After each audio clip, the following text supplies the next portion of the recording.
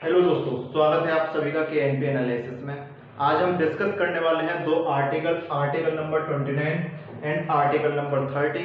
Article number 29 बोलता है कि protection of interest of minorities, यानी कि आप माइनॉरिटीज जो हैं उनको किस टाइप की प्रोटेक्शन देंगे, यह भी हम डिस्कस कर लेंगे कि माइनॉरिटी किसे कहा गया है। एंड आर्टिकल नंबर 30 बोलता है कि right of minorities to establish and administer educational institution, यानी कि जो माइनॉरिटीज हैं उनको अपने और शैक्षिक संस्थान स्थापित करने की और उनको मेंटेन करने का जो फंडामेंटल राइट्स है वो हमको आर्टिकल 29 एंड आर्टिकल नंबर 30 में दिए हुए हैं। अगर आपको ध्यान हो तो article 29 and article number 30 fundamental right के 5th पार्ट में आते हैं, जो कल्चरल एंड एजुकेशनल राइट में दिए हुए हैं। कल्चरल एंड एजुकेशनल राइट्स में जो हमको दिए हुए हैं, इसमें दो आर्टिकल हैं, article 29 and article number 30। Important चीज हो जाती है कि कल्चरल एंड एजुकेशनल राइट्स कौन से फंडामेंटल राइट्स हैं। फ्री में 1 नंबर का जो क्वेश्चन है वो आपको देखने को मिल सकता है किसी भी स्टेट एग्जाम, ठीक है। यूपीएससी शायद इस लेवल का ना पूछे। बात कर लेते हैं कि आर्टिकल 29 से डिस्कस करेंगे कि पहले आर्टिकल 29 क्या है, फिर आर्टिकल नंबर 30 देखेंगे कि आर्टिकल नंबर 30 क्या है। तो अगर मैं आर्टिकल नंबर 29 की आपसे बात करूं, अगर कुछ फंडामेंटल राइट्स जिनमें हेडिंग दी हुई है उनमें से कुछ ऐसे राइट्स हैं जिनमें हेडिंग दी है, तो उनमें से आर्टिकल 29 और आर्टिकल नंबर 30 भी इंक्लूड हो जाता है। तो आर्टिकल नंबर 29 बोलता है, आर्टिकल नंबर 29 जब बोले उससे पहले आपको मैं दो चीज बता देता हूं। अपने इंडिया में बहुत सारे लोग मेजोरिटी में होंगे, बहुत सारे लोग मेजोरिटी में होंगे और बहुत सारे लोग माइनॉरिटी में होंगे।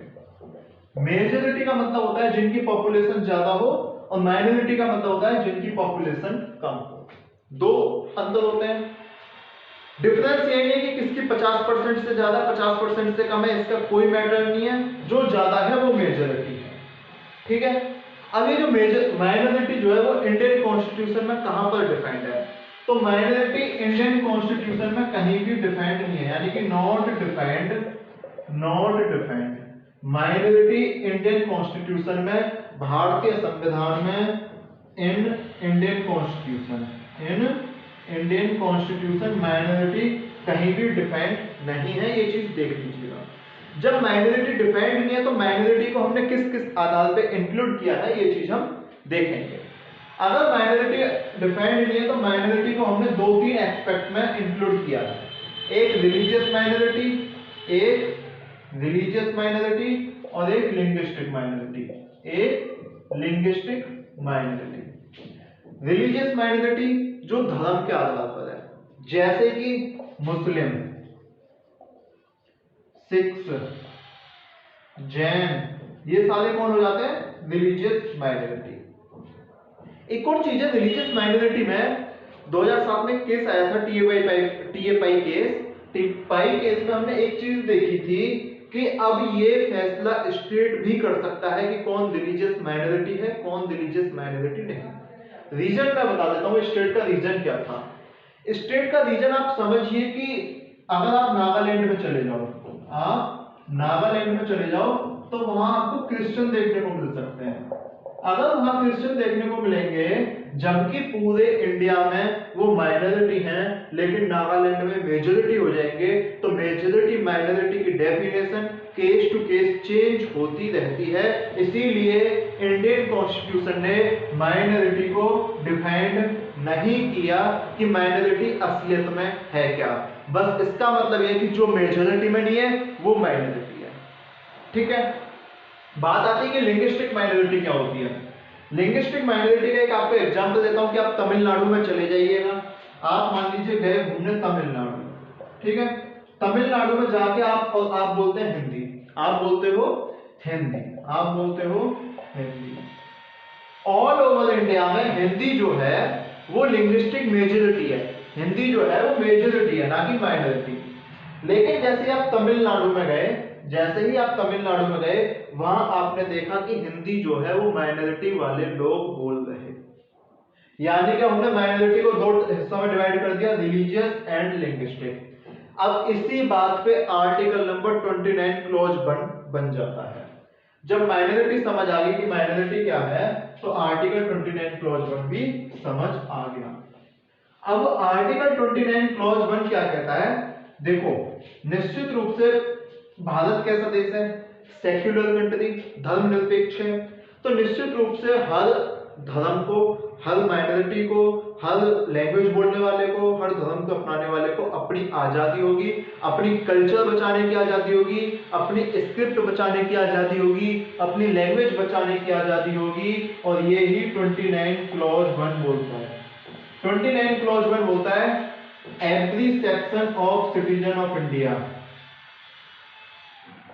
Any section of citizen of India, any section of citizen of India, यानी कि यहां पर माइनॉरिटी नहीं लिखा। हेडलाइन है इसकी, हेडलाइन क्या है इसकी? Protection of interest of minorities. Headline क्या है इसकी? Protection of interest of minorities. Headline ही है, protection of interest of minorities. अभी जो माइनॉरिटीज है, यहां तो एनी सेक्शन ऑफ सिटीजन लिखा है, माइनॉरिटी लिखा ही नहीं। इसका मतलब ये आर्टिकल माइनॉरिटी प्लस मेजॉरिटी दोनों के लिए काम करेगा। ये आर्टिकल माइनॉरिटी प्लस मेजॉरिटी दोनों के लिए काम करेगा। तो क्या बोलता है आर्टिकल 29 क्लॉज 1? आर्टिकल 29 क्लॉज 1 बोलता है कि any section of citizen of India can preserve यानी कि रक्षा कर सकता है, ठीक है। Can preserve protect. अब किस चीज को प्रोटेक्ट करेगा? हमने माइनॉरिटी किस चीज की पढ़ी थी? हिज देयर, किस को?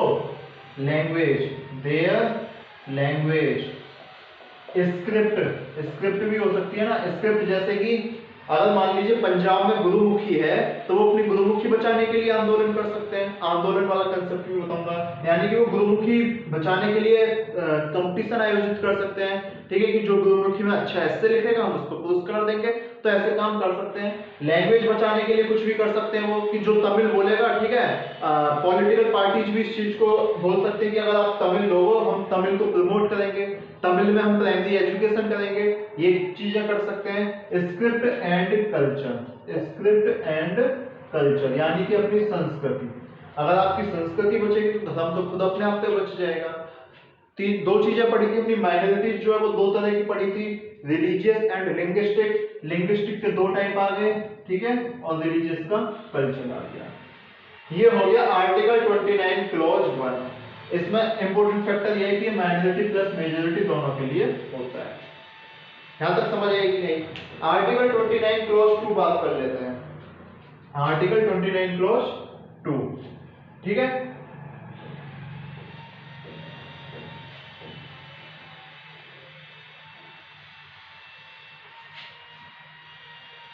तो आर्टिकल 29 क्लॉज 2 बोलता है, आर्टिकल 29 क्लॉज 2 बोलता है, अब देखो हमने किस चीज में पढ़े थे? ये कल्चरल एंड एजुकेशनल राइट। ये किसके हिस्सा थे? कल्चरल एंड एजुकेशनल राइट, इसी चीज के हिस्सा थे ये। कल्चरल वाला तो हमने पढ़ लिया आर्टिकल 29 क्लॉज 1 में। अब एजुकेशन वाला भी आएगा, यानी दोनों एक साथ आने चाहिए। तो आर्टिकल 29 क्लॉज 2 में हम किससे रिलेटेड पढ़ते हैं? एजुकेशन से रिलेटेड। किससे रिलेटेड? एजुकेशन से रिलेटेड। आर्टिकल नंबर 29 क्लॉज 2 क्या कहता है? आर्टिकल नंबर 29 क्लॉज 2 ये कहता है कि आपका कोई भी एजुकेशनल इंस्टीट्यूशन, यानी कि एनी, इसके आगे लगा लो, एनी एजुकेशनल इंस्टीट्यूशन, कोई भी आपका शैक्षिक संस्थान आपको डिनाई नहीं कर सकता। आपको डिनाई नहीं कर सकता किस चीज से? आपको एडमिशन देने से। आपको एडमिशन देने से। आपको एडमिशन देने से। अब एक्सेप्शन क्या है इसमें? एक्सेप्शन इसमें है, शर्त कौन कौन सी होनी चाहिए, किस किस ग्राउंड पे? रिलीजन, रेस, कास्ट, और एक इसमें मजेदार ऐड हो गया लैंग्वेज। एक इसमें मजेदार हो गया लैंग्वेज यानी कि भाषा, ठीक है। ये जो चीज ऐड हुई है रिलीजन, रेस, कास्ट और लैंग्वेज। अगर सेम आर्टिकल नंबर 15 भी पढ़ा था हमने, आर्टिकल नंबर 15 भी पढ़ा था, वो भी तो सेम चीज बोलता था कि no person can be discrimination on the behalf of किस किस के आधार पे, रिलीजन,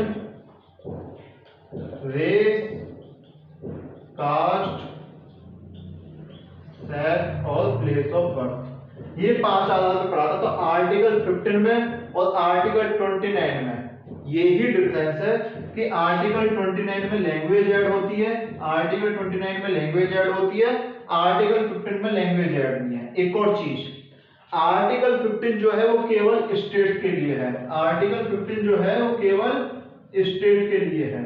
लेकिन यहाँ पे जो एजुकेशनल इंस्टीट्यूशन है, ये जो एजुकेशनल इंस्टीट्यूशन है, ये चाहे गवर्नमेंट हो चाहे प्राइवेट हो, दोनों के लिए लागू होता है। तो ये आर्टिकल 15 में और आर्टिकल 29 में डिफरेंस है। आर्टिकल 29 समाप्त। अब बात कर लेते हैं आर्टिकल नंबर 30 की।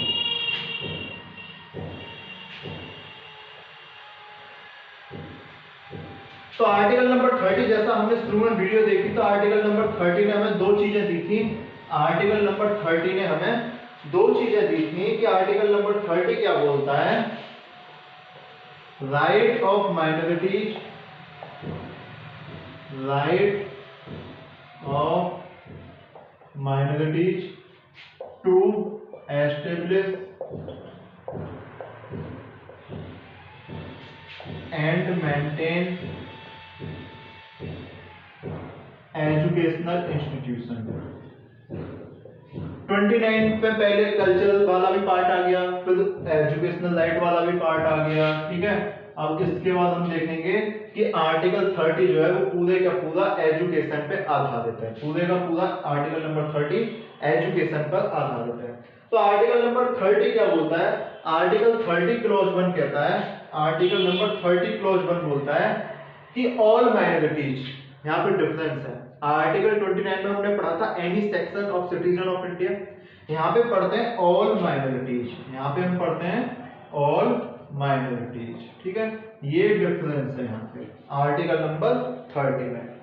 माइनॉरिटीज के पास क्या अधिकार है, माइनॉरिटीज के पास अधिकार है एस्टेब्लिश एंड मेंटेन, क्या अधिकार है उनके पास, एस्टेब्लिश एंड मेंटेन, किस चीज का, एजुकेशनल इंस्टीट्यूशन का, एजुकेशनल इंस्टीट्यूशन यानी कि जो शैक्षणिक संस्थान है, कोई भी माइनॉरिटी हो, कौन सी वाली माइनॉरिटी हो सकती है, दोनों, रिलीजियस हो चाहे लिंग्विस्टिक माइनॉरिटी हो, दोनों माइनॉरिटी जो हैं रिलीजियस और लिंग्विस्टिक माइनॉरिटी दोनों को एस्टेब्लिश और मेंटेन यानी कि स्थापित और उनको संयंत्र करने की आवश्यकता है, संयंत्र करने की स्वतंत्रता है, किस चीज को, अपने एजुकेशनल इंस्टीट्यूशन, शैक्षणिक संस्थान। आर्टिकल 30 क्लॉज 1 समाप्त। आर्टिकल 30 क्लॉज 2 देखेंगे और उसके बाद आर्टिकल 30 क्लॉज 1A देखेंगे।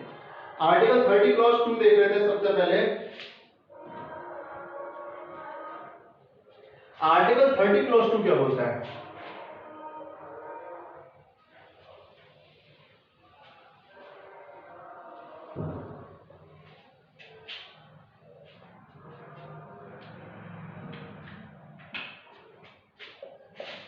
कुछ माइनॉरिटीज को, कुछ, अब देखो उन्होंने एजुकेशनल इंस्टीट्यूशन बना दिए, अब उनको क्या करेगा, जो स्टेट है वो उनको एड देगा यानी कि उनको कुछ फंड देगा नहीं देगा।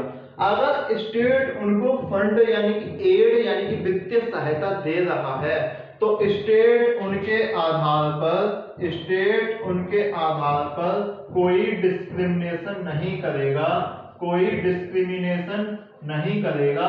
किस चीज में, एड देने में, किस चीज में, एड देने में, किसको, माइनॉरिटीज इंस्टीट्यूशन जो है, माइनॉरिटीज को, माइनॉरिटीज एजुकेशनल इंस्टीट्यूशन को एड देने में किसी प्रकार का स्टेट भेदभाव नहीं करेगा जब भी उनको एड देगा, यानी कि उनको वित्तीय सहायता देगा। चीज समझ आएगी नहीं? इससे समझ में आता है कि स्टेट का सेक्युलर नेचर ऑफ इंडिया है, और ये चीजें आपको लिखनी पड़ती हैं जब आपके मेंस का कहीं क्वेश्चन आता है। कोई पूछे ना इंडिया क्यों सेक्युलरिज्म है, बताओ, तो यहाँ से आप बता सकते हो कि स्टेट जो है वो अगर माइनॉरिटीज एजुकेशनल इंस्टीट्यूशन को एड देता है तो उनके साथ कोई भेदभाव नहीं करता, इसीलिए इंडिया सेक्युलर है। अब मैंने आर्टिकल 30 क्लॉज 2 में यही है। मैंने आपको यहाँ इससे पहले एक चीज बोली थी कि मैं आर्टिकल 30 क्लॉज 1A और पढ़ाऊंगा। आर्टिकल 30 क्लॉज 1A,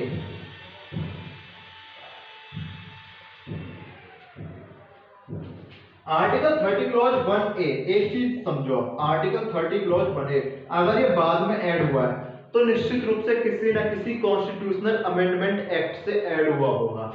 अब कौन से कॉन्स्टिट्यूशनल अमेंडमेंट एक्ट से ऐड हुआ है? 44th constitutional amendment act 1970। अगर आपको ध्यान हो 44th कॉन्स्टिट्यूशनल अमेंडमेंट एक्ट 1978 से एक और चीज हुई थी, जो हमारा आर्टिकल नंबर 31 था और जो हमारा article number 19 clause 1 clause F, यानी कि जो हमारा राइट टू प्रॉपर्टी था, जो हमारा राइट टू प्रॉपर्टी था उसको भी हटाया गया था, उसको भी हटाया गया था। जब राइट टू प्रॉपर्टी हटाया जा रहा तो जो संविधान वाले जिन्होंने हटाया उन्होंने सोचा एक दिक्कत आ सकती है। ऐसा भी तो हो सकता है कि सरकार जो माइनॉरिटीज ने जो एजुकेशनल इंस्टीट्यूशन खोल रखे हैं उसकी जमीन ले ले जबरदस्ती। तो सरकार ने बहुत सोच समझ करके इसमें आर्टिकल 30 क्लॉज 1A डाल दिया। और आर्टिकल 30 क्लॉज 1A क्या कहता है? आर्टिकल नंबर 30 क्लॉज 1A बोलता है कि जो सरकार है, यानी कि जो स्टेट है, यानी कि जो गवर्नमेंट ऑफ इंडिया है, जो स्टेट है, सीधी सीधी भाषा में बोलिया कि वो इनकी जमीन, यानी कि इनकी इमूवेबल प्रॉपर्टी या इनकी जो इमूवेबल प्रॉपर्टी है उसको नहीं ले सकता। इमूवेबल प्रॉपर्टी जो है उसको नहीं ले सकता, ये आर्टिकल 30 क्लॉज 1A में बोला गया है। और इमूवेबल प्रॉपर्टी क्या है? लैंड, जो उनकी जमीन है वो उसको नहीं ले सकता। इतना ही था आर्टिकल 30 क्लॉज 1A। एक चीज यहाँ पे समझने वाली बात है कि आर्टिकल 30 में थोड़े से डिफरेंसेस और आ जाते हैं, उन डिफरेंसेस को एक बार देख लेते हैं। आर्टिकल 30 की अगर हम बात करें,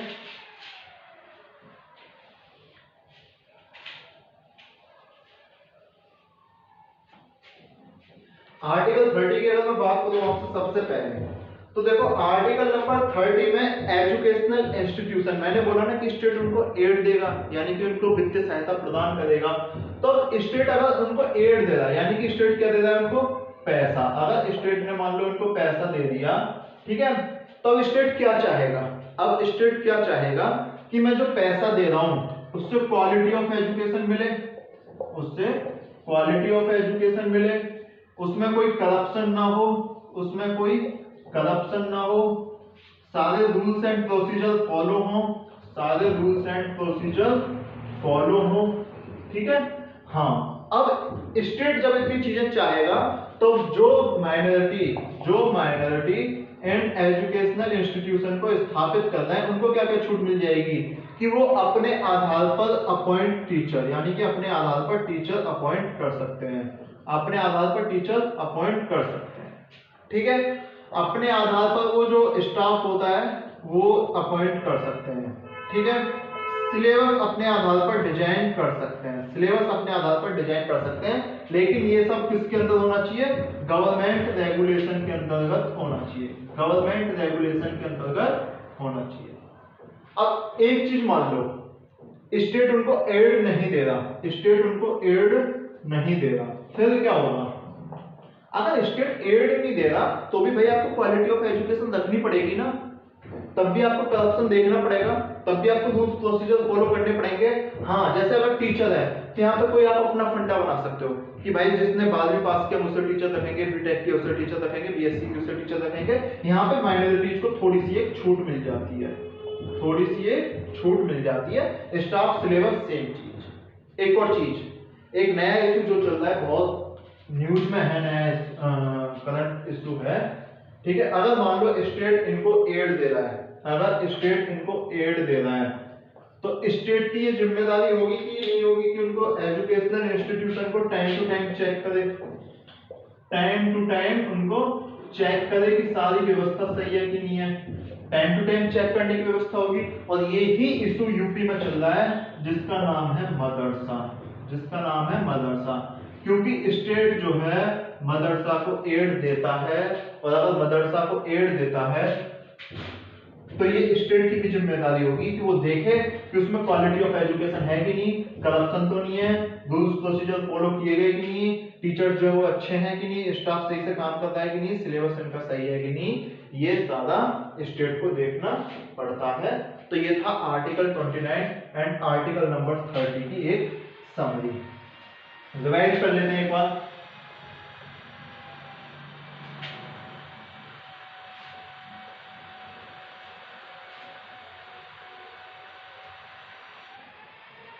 रिवाइज देखो, ये कल्चरल एंड एजुकेशनल राइट में आते हैं, ठीक है।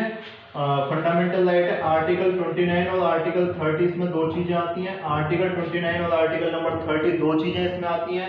जब दो चीजें ऐड होती है तो आर्टिकल 29 में हमने दो क्लॉज पढ़े थे, 29 क्लॉज 1 और 29 क्लॉज 2। 29 क्लॉज 2, 29 क्लॉज 1 में हमने पढ़ा था any section of citizen of India, any section of citizen of India, ठीक है, वो क्या कर सकता है, अपनी लैंग्वेज स्क्रिप्ट और कल्चर को बचा सकता है, अपनी लैंग्वेज स्क्रिप्ट और कल्चर को बचा सकता है, ठीक है। आर्टिकल 29 क्लॉज 2 में हमने क्या पढ़ा था, आर्टिकल 29 क्लॉज 2 में हमने ये पढ़ा था, जब मैंने बोला था कि एजुकेशन आएगी, यानी कि जो अब एजुकेशनल इंस्टीट्यूशन है वो किसी के साथ डिस्क्रिमिनेशन नहीं करेंगे, किसी के साथ डिस्क्रिमिनेशन नहीं करेंगे। कौन कौन से ग्राउंड पे मैंने बोला था, कौन कौन से ग्राउंड होंगे, वो होंगे आपके रिलीजन, रेस, कास्ट, और एक और नया ग्राउंड ऐड किया था मैंने, लैंग्वेज, वो आर्टिकल 29 में हमने देखा था। तो ये था आर्टिकल नंबर 29 का रिवीजन। आर्टिकल नंबर 30 का रिवीजन कर लेते हैं एक बार। अगर आर्टिकल नंबर 30 को देखें हम जल्दी से, तो आर्टिकल नंबर 30 में हमने तीन जो इसके सब क्लॉज है, आर्टिकल 30 में तीन सब क्लॉज पढ़े हैं।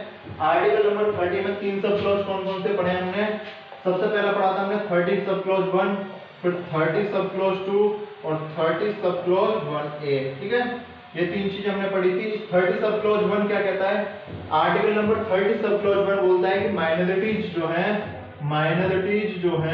माइनॉरिटी कहाँ डिफाइंड है, माइनॉरिटी इंडियन कॉन्स्टिट्यूशन में कहीं भी डिफाइंड नहीं है, ये चीज ध्यान रखना, माइनॉरिटी कहीं भी परिभाषित नहीं है इंडियन कॉन्स्टिट्यूशन में।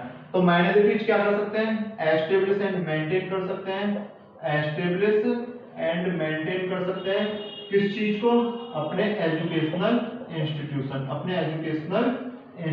को, ठीक है। आर्टिकल नंबर 30 क्लॉज 2 क्या बोलता है कि जो स्टेट है, आर्टिकल 30 क्लॉज 2 बोलता है कि स्टेट है वो एड देने में किसी के साथ डिस्क्रिमिनेशन नहीं करेगा, किसी के साथ डिस्क्रिमिनेशन नहीं करेगा, यानी कि किसी के साथ भेदभाव नहीं करेगा। आर्टिकल 30 क्लॉज 1 क्या बोलता है कि ये जो एजुकेशनल इंस्टीट्यूशन थे ये वाले, इनकी प्रॉपर्टी को जमीन को स्टेट नहीं ले सकता, इनकी जमीन को स्टेट नहीं ले सकता, ये आर्टिकल 30 क्लॉज 1A कहता है। ये थे सारे article, article 30 clause 1, 30 clause 2, 30 clause 1A, ठीक है। तो अगर अभी तक आपने इस चैनल को सब्सक्राइब नहीं किया तो इस चैनल को सब्सक्राइब कर दीजिएगा, वीडियो को लाइक कर दीजिएगा, ठीक है। क्या करना है आपको, लाइक, फिर क्या करना है, सब्सक्राइब, फिर क्या करना है, कमेंट, और एक न्यूज आपके लिए है कि 19 अक्टूबर को, यानी कि 19 अक्टूबर को दोपहर 2 बजे सारे फंडामेंटल राइट्स रिवीजन होंगे। सारे फंडामेंटल राइट की एक रिवीजन क्लास है, उस क्लास को जरूर अटेंड कीजिएगा। 1 घंटे में सारे फंडामेंटल राइट कवर करने वाले हैं। तो मिलते हैं नेक्स्ट वीडियो में, तब तक के लिए आपका दिन शुभ हो, tata bye bye, good night.